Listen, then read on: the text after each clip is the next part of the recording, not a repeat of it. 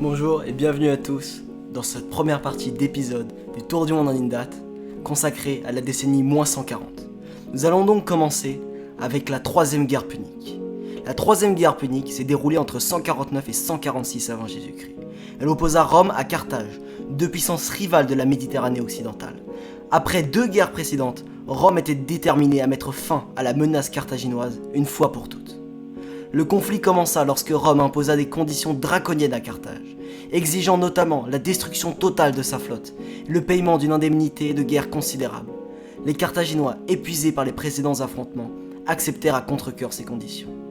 Cependant, certains membres du Sénat romain, notamment le consul Caius Marcius Censorinus, étaient déterminés à détruire complètement Carthage. Ils utilisèrent un incident mineur impliquant un affrontement entre des Carthaginois et des Numides pour justifier une invasion totale.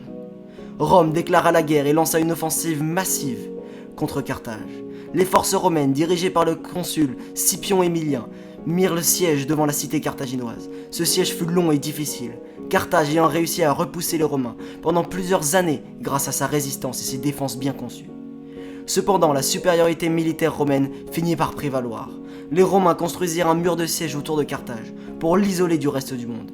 Ils utilisèrent également leur flotte pour bloquer les approvisionnements en provenance de la mer. La situation à l'intérieur de Carthage devint rapidement désespérée. Les habitants souffrirent de la faim et de la maladie, tandis que les défenseurs luttaient contre l'épuisement. Finalement, en 146 avant Jésus-Christ, les Romains réussirent à pénétrer dans la cité.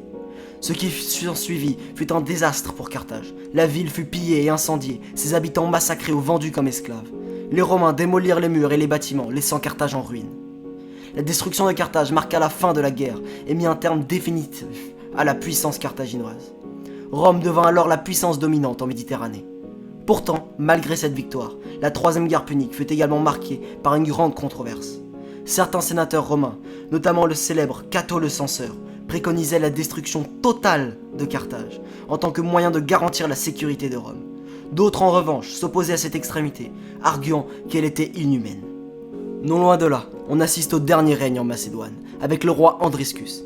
L'histoire d'Andriscus commence à la fin du second siècle avant Jésus-Christ, après la conquête de la Macédoine par les Romains en 168 avant Jésus-Christ.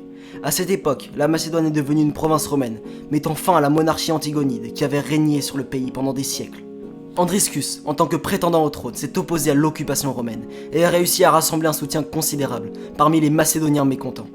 Il a commencé sa campagne en 149 avant Jésus-Christ, dans l'espoir de restaurer la grandeur de la Macédoine et de renverser l'autorité romaine.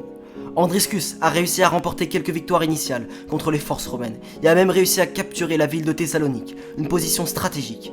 Cependant, les Romains n'ont pas tardé à réagir et ont envoyé une armée pour rétablir l'ordre. Les troupes romaines, dirigées par le consul Quintus Caecilius Metellus, ont finalement rencontré Andriscus lors de la bataille de Pydna en 148 avant Jésus-Christ. Malgré la résistance farouche d'Andriscus, les forces romaines ont prévalu, mettant ainsi fin à sa tentative de restauration de royaume. Après sa défaite à Pydna, Andriscus a été capturé par les Romains et emmené à Rome en tant que prisonnier. Sa capture a marqué la fin de la dernière tentative de restauration du royaume macédonien. Les Romains tentaient pas seulement de s'étendre au sud et à l'est, ils tentaient aussi de s'étendre à l'ouest.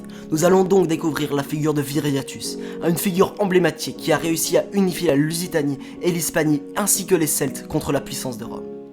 Viriatus est né au second siècle avant Jésus-Christ, dans la région de la Lusitanie, qui correspond approximativement à l'actuel Portugal. À cette époque, la péninsule ibérique était une mosaïque de peuples et de tribus, souvent en conflit les uns avec les autres. Viriatus était un chef charismatique qui a émergé au milieu des troubles et des rivalités de la région.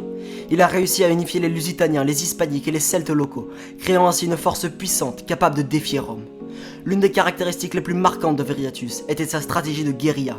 Plutôt que de se confronter directement aux légions, il a adopté des tactiques de harcèlement et d'embuscade. Sa connaissance approfondie du terrain montagneux de la péninsule ibérique lui a permis de mener des attaques surprises et de se retirer rapidement dans des endroits difficiles d'accès.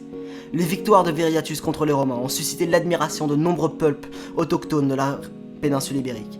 Il était considéré comme un héros de la résistance contre l'envahisseur étranger. Sa renommée s'est répandue rapidement et bientôt des milliers de partisans se sont ralliés à sa cause.